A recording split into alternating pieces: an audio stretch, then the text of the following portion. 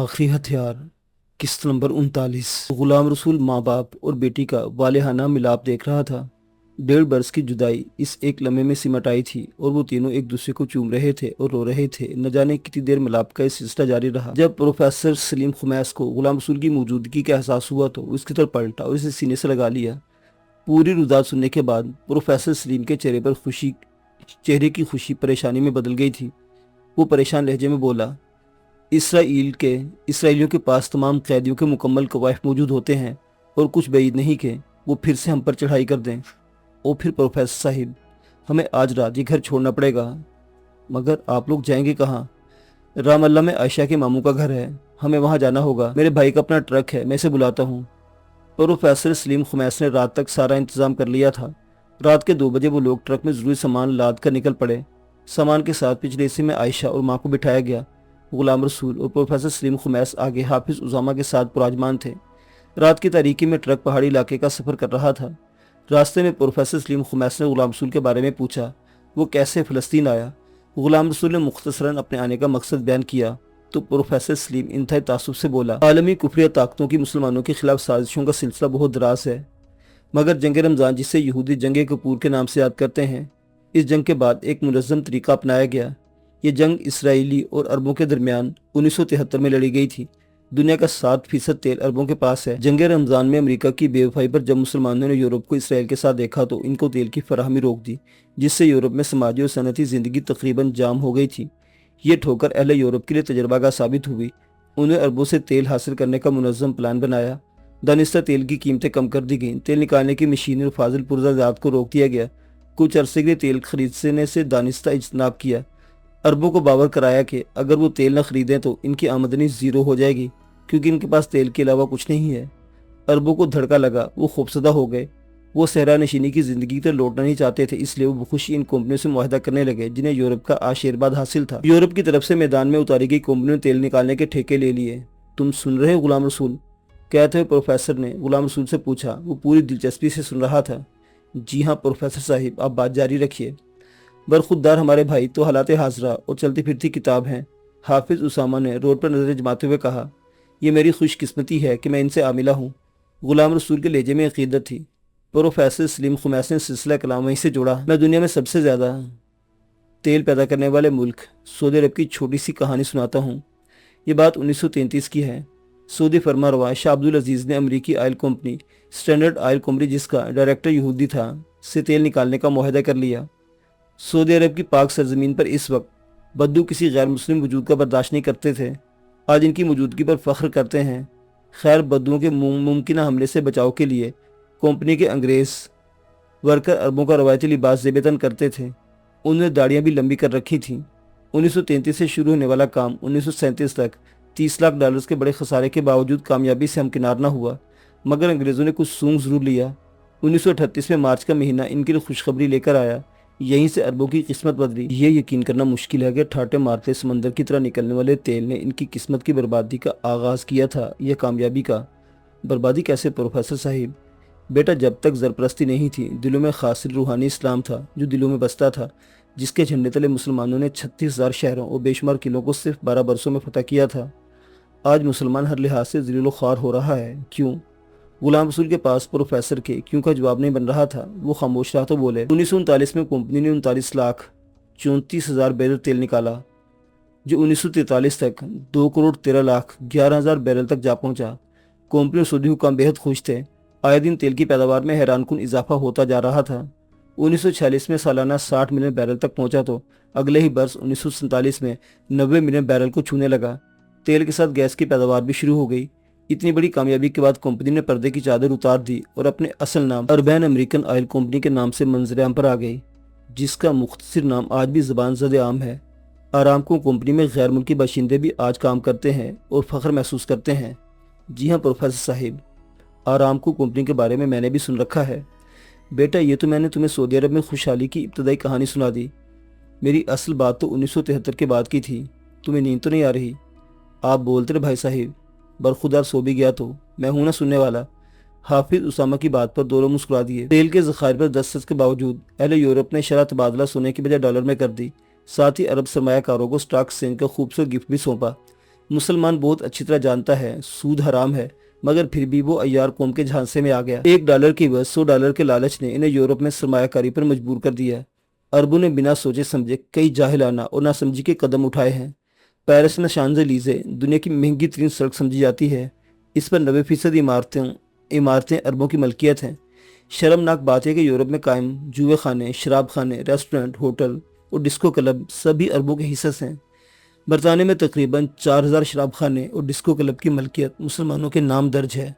America ने तो कमाल ही कर दिया, इसने अरबों पर कमाल होशियारी से हाथ फेरा है। सैकड़ों अरब खानदान अमरीकी तजारती मार्केट में हिस्सा रखते हैं। अरबों ने अमेरिका में $3 खरब की सरमायाकारी कर रखी है। सऊदी शाही खानदान पहले नंबर पर है, उन्होंने $1000 अरब अमेरिका में झोंक रखे हैं। प्रोफेसर साहिब, आप तो मुझे हैरान परेशान किए जा रहे हैं। क्या मुसलमान लीडर इतने सादा लोग हैं? बेटा, एक और दिलचस्प बात सुनो। 11 सितंबर का वाक़या जिसका सारा नस्ला मुसलमानों पर गिरा, इसकी पादाश में मुस्लिम मुल्क अफगानिस्तान पर चढ़ाई कर दी गई। इस वाक़े का सबसे ज़्यादा नुकसान अरबों को हुआ था। अरबों को नहीं प्रोफेसर साहब, मुसलमानों को कहिए। तुम मेरी बात नहीं समझे, माली खसारे की बात कर रहा हूँ। माली खसारा? हाँ, माली खसारा। 9/11 ने पूरी दुनिया में भूचाल मचा दिया था। अमेरिका में महंगाई का जैसे सैलाब उतराया था, डॉलर की कीमत यकदम निचली तरीन सतह पर आ गई थी, जिससे अमेरिकी मईशत को ज़बरदस्त धचका लगा, पैदावार रुक गई थी। अगर अरब चाहते तो इस मौके पर तेल की फराहमी रोककर अमेरिका को मुकम्मल दिवालिया बना सकते थे, मगर दिलचस्प अमर यह है कि अमेरिका के दिवालिया होने से अरब भी दिवालिया हो जाते, क्योंकि अमेरिकी सनतों में इनका सरमाया लगा हुआ है। वर्ल्ड ट्रेड सेंटर की 40 बड़ी कंपनियों के हिस्से में सऊदी शाही खानदान शामिल था। वर्ल्ड ट्रेड सेंटर की इंश्योरेंस करने वाली कंपनी के हिस्से भी अरबों के पास थे, जिससे सेंटर के गिरने का खसारा भी बराह रास्त इन्हीं को पहुंचा।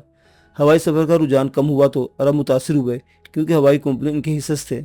बहालत मजबूरी इन्हें अमेरिका को तेल की पैदावार में 5 लाख बैरल योमिया इजाफा करना पड़ा, जिससे अमेरिका की गिरद मीशत को ज़बरदस्त सहारा मिला था। इसके बावजूद अमेरिका ने इस सलाह दिया कि इसका इल्ज़ाम मुसलमानों पर थोप दिया। हालांकि बाद तहकीक का दायरा वसी हुआ तो ये खुरा इसराइल की जानिब निकलने लगा, इसलिए अमेरिका बहादुर ने चुप साध ली। आपकी आखिरी बात तो पाकिस्तान के कई देनदार सहाफ़ी बारहा अपने कालमों में कह चुके हैं, मगर इनकी ये सदा सहरा में बरसती बारिश साबित हुई।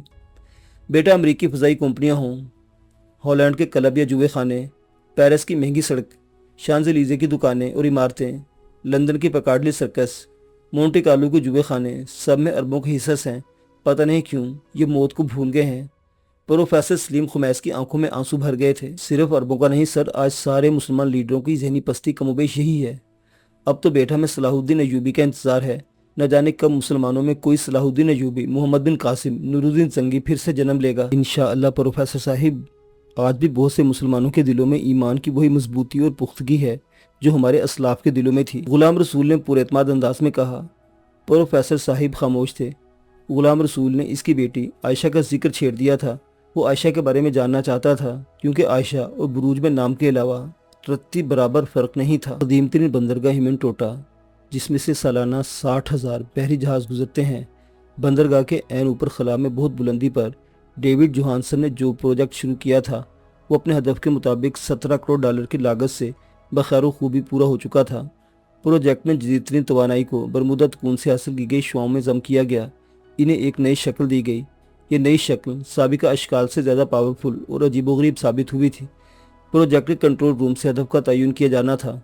फिर हदफ पर जिस तरह परिंदों पर जाल फेंका जाता है, इसी तरह अनदेखी शुआओं का जाल फेंका जाता। ये शुआएं हदफ में जाकर हिट करती हैं।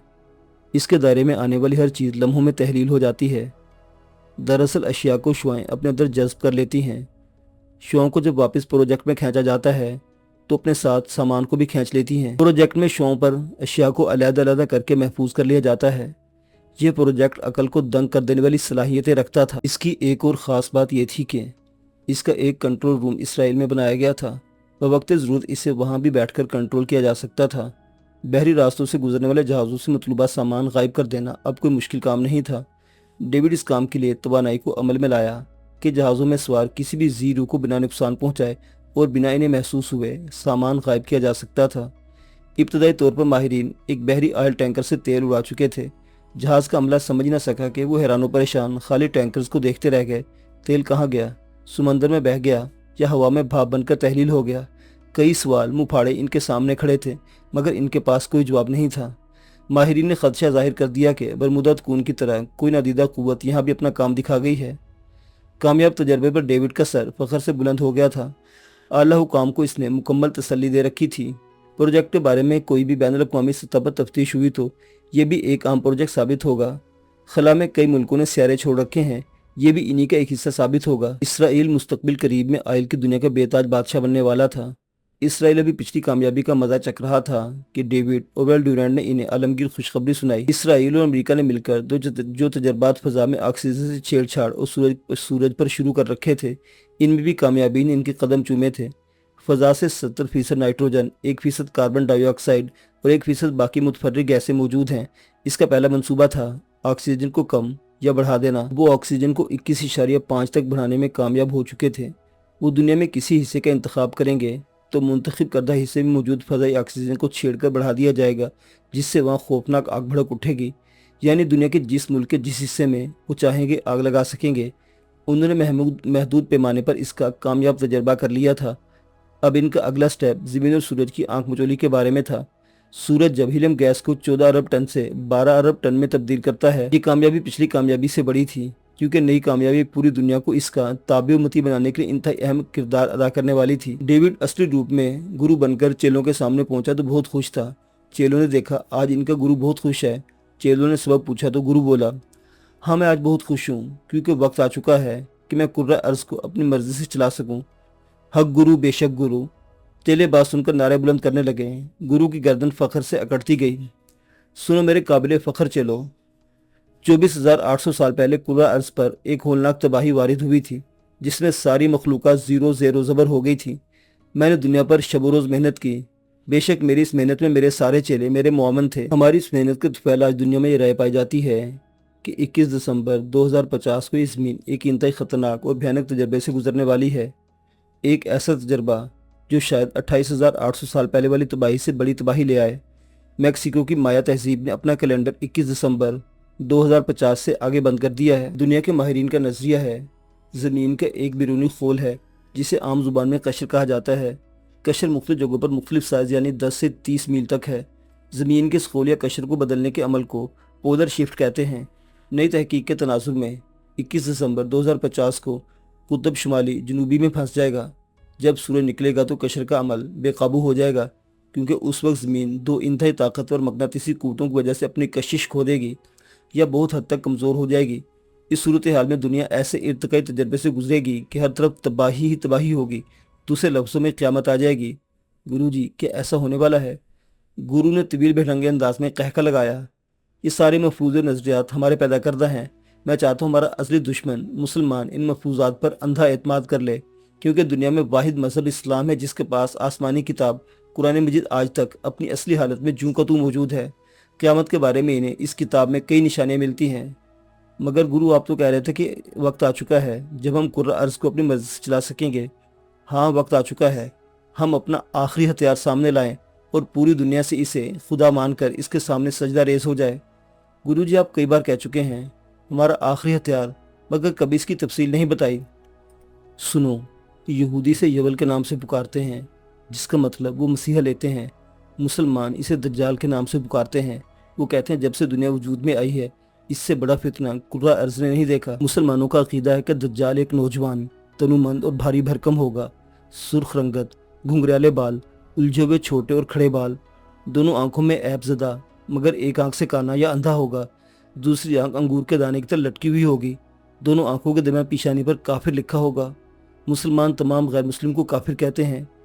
दज्जाल की पेशानी पर लिखा हुआ काफिर, मुसलमान चाहे वो पढ़ा लिखा है या अनपढ़ पढ़ लेगा, मगर गैर मुस्लिम नहीं पढ़ सकेगा। वो शाम और इराक के दरमियान एक रास्ता पर नमूदार होगा या फिर अस्फहान के इलाके यहूदिया से निकलेगा। मुसलमान शाम के जबले दुखान की तरफ भाग जाएंगे। दज्जाल वहाँ जाकर इनका मुहासरा कर लेगा। गुरु दज्जाल तो हमारी यानी शैतानी मंशा के मुताबिक काम करेगा? यह सवाल सलीबा का था। सलीबा बेशक ऐसा ही होगा। मैं तुम्हें इस धरती के सच्चे मजहब इस्लाम में दज्जाल के बारे में अकीदा बता रहा हूँ। दज्जाल जब नमूदार होगा इसके साथ 70,000 अस्फहान के यहूदी होंगे जो ईरानी चादरें ओढ़े हुए होंगे। दज्जाल के पास रोटियों का पहाड़ और पानी का दरिया होगा। वो एक गधे पर सवार होगा। गधे के कानों के दरमियान 40 हाथ का फासला होगा। वो एक बद्दू से कहेगा, मैं तुम्हारे माँ बाप को फिर से जिंदा कर दूँ तो तुम मेरे खुदा होने की शहादत दोगे। बद्दू कहेगा हाँ दूंगा, तब मेरा काम होगा। यानी दो शयातीन बद्दू के माँ बाप के रूबेन के सामने जाकर कहेंगे, बेटा ये तुम्हारा खुदा है, इसका हर हुक्म मानो। दज्जाल के कब्जे में ज़िंदगी के तमाम नफ़ा बख्श वसाइल, पानी, आग, ग़ज़ा और दीगर तवानाई होगी। वो बारिशों, मौसम, फसलों सब पर कुदरत रखता होगा। दज्जाल खुश्क साली और कहत पर अबूर रखता होगा। वो ज़मीन पर ऐसे चलेगा जैसे हवा बादलों को उड़ाई ले जाती है। इसके साथ नकली जन्नत भी होगी और जहन्नुम भी। वो ज़ाहरी तौर पर ज़िंदगी और मौत पर कुदरत रखेगा। ये है मुसलमानों का अकीदा। गुरुजी इन बातों में कहाँ तक सच्चाई है? क्योंकि दज्जाल के बारे में कोई जानता हो या ना जानता हो, गुरु तो जानता है कि दज्जाल कहाँ है, कौन है और कैसा है। इन बातों में ऐसी ही सच्चाई जैसे समंदर का ये पानी जिस पर हमने तख्त बिछा रखे हैं, जो हमारे सामने है और जिसे हम छू सकते हैं। मुसलमानों की सारी बातें हर्फ बहर्फ सच्ची हैं। तभी तो मैंने हमेशा दुनिया से वो काम लिया है जो दज्जाल का मुआविन साबित हो। आज कोई भी अक्ल वाला इंसान हालात वाक़यात का जायज़ा ले तो इसे दज्जाल का हम आहंग पाएगा। दुनिया के 80% लोग और लीडर जिनके अज़हान व कुलूब में हमने मुकम्मल डेरे जमा लिए हैं, वो हमारी पैरवी में दज्जाल की राह हमवार कर रहे हैं। दुनिया के सारे वसाइल पर चंद गैरमई हाथों ने काबू किया हुआ है। इंसान को मारकर इसे फिर से ज़िंदा करने का तजर्बा हो चुका है। मौसमों पर कंट्रोल हासिल किया जा चुका है। बारिशों, ज़लज़लों, आग सब पर काबू पा लिया गया है। बिना बाप के बच्चा जन्म लेगा और ऐसे तैयारे जन्म ले चुके हैं जो चंद मिनटों में दुनिया का सफ़र तय कर लेते हैं। और अब दुनिया वालों को एक ऐसे तजर्बे में फंसा दिया है जिससे वो पूरी दुनिया को ग्लोबल विलेज बनाकर सारा निज़ाम अपनी मुट्ठी में कर लें। मगर इससे वो कई सदियां पीछे चले जाएंगे। कई सदियां पीछे। चेले हैरान थे, कहते कहते गुरु ये क्या कह गया है? हाँ, कई सदियां पीछे। थोड़ा इंतज़ार करो उस वक्त का जो अनकरीब आने वाला है।